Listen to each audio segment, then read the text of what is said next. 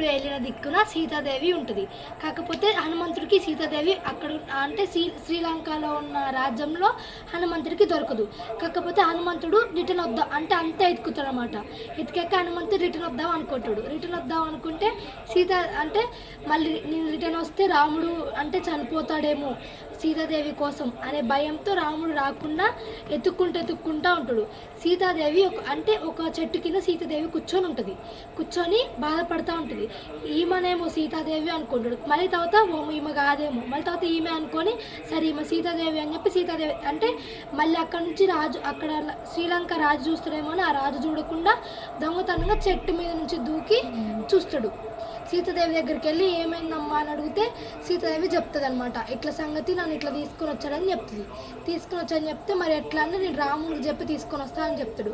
చెప్పాక ఇంకా లంకలో ఉన్న మొత్తం ఇంకేమన్నా ఉన్నాయో సూచనలు అని ఎవరైనా ఎట్లా తీసుకురావాలి అంటే రాజ్యాన్ని మొత్తం ఎలా తీసుకురావాలని మొత్తం తెలుసుకొని వెళ్ళిపోతాడు అనమాట. హనుమంతుడు రాముడి దగ్గరికి వెళ్తాడు.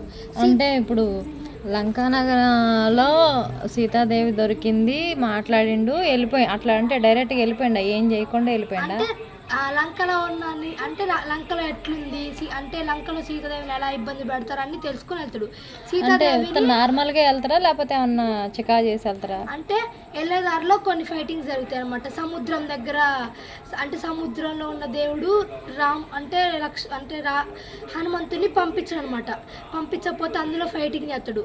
మళ్ళీ కొండ దగ్గర ఒక దేవుడు హనుమంతుని ఇక్కడ దాకా వచ్చి ఇక్కడికి వచ్చి వెళ్ళాలని అడిగితే నేను అర్జెంట్ పని మీద వెళ్తుంటే వచ్చేటప్పుడు దగ్గరికి వస్తా అని చెప్తాడు.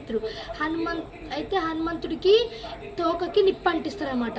నిప్పు అంటిస్తే హనుమంతుడు ఆ తోక నిప్పుని మంచి సంతోషంగానే పెట్టించుకొని ఆ లంకానగరంలో హనుమంతుడికి నిప్పు అంటిస్తారు. తోకకి నిప్పు అంటిస్తే అయినా కూడా పెట్టించుకొని అంటే లంకలో నదిలో లంకలో అంటే స్నానం చేసి వస్తాడనమాట.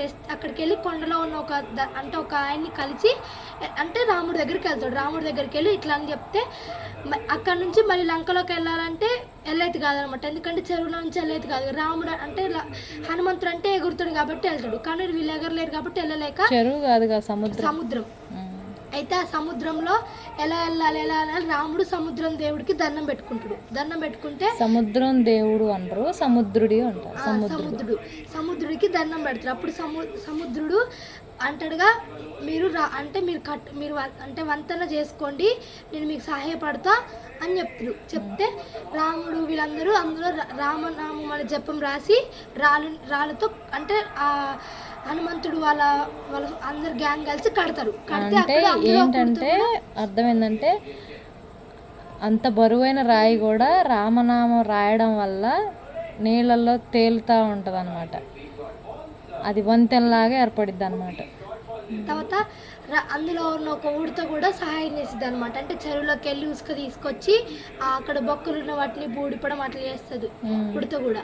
చేశాక ఇంకా రాముడు లక్ష్మణుడు వాళ్ళ గ్యాంగ్ అందరూ వెళ్తే అక్కడ రాజుతో ఫైటింగ్ చేసి మొత్తం అంతా చేసి సీతాదేవిని తీసుకొస్తారు. తీసుకొచ్చిన తర్వాత ఇంకా అంతా తీసుకొచ్చి ఇక అప్పుడు గోదావరి నది దగ్గర ఉంటారు. ఎక్కడ గోదావరి నది దగ్గర? భద్రాచలం గోదావరి నది దగ్గర ఉంటారు. అక్కడ ఎందుకుంటారు?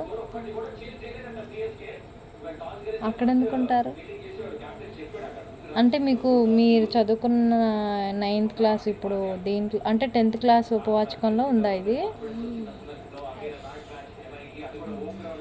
ఎవరు చెప్పారు నీకు?